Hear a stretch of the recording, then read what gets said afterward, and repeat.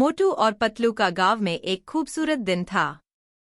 धूप में चिरोंगी लहरें बह रही थी और पक्षियों की मधुर गीत उस सुबह को और भी खास बना रही थी। लेकिन इस खास दिन के लिए मोटू और पतलू के मन में एक और खास सपना था, डॉक्टर बनना। मोटू और पतलू ने हमेशा से अपने गांव के बच्चों की सेहत का ध्यान रखा है। उन्हें देखकर वे चाहते थे कि वे उनके सेहत की देखभाल करें और उनके जीवन को बेहतर बनाएं। इसलिए मोटू और पतलू ने अपना निर्णय लिया कि वे डॉक्टर बनने का सपना पूरा करेंगे। उन्होंने अपने पढ़ाई के लिए तैयारी शुरू की और अंततः एक अच्छे मेडिकल कॉलेज में एडमिशन पा लिया। मोटू और पतलू की डॉक्टर बनने की राह में अब एक नया चरण था, उनकी डॉक्टरी की पढ़ाई।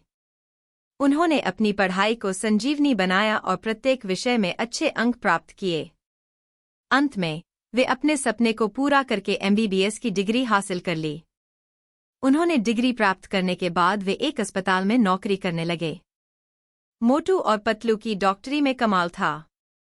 उन्होंने अपने रोगियों को स्नेहपूर्वक और सही सलाह देने के लिए अपने जीवन को समर्पित किया। उन्होंने हमेशा अपने रोगियों के लिए सही समय पर उपचार और दवाओं की सुविधा प्रदान की। एक दिन एक अत्यधिक संख्या में लोग अस्पताल में आ गए।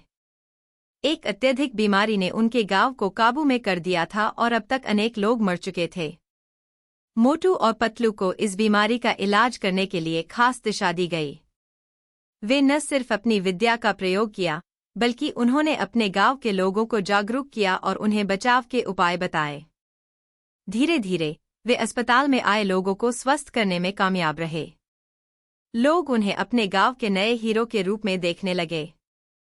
मोटू और पतलू की डॉक्टरी के काम की प्रशंसा अब न केवल गांव में ही था, बल्कि पूरे शहर में उनका नाम ऊंचा हो गया था।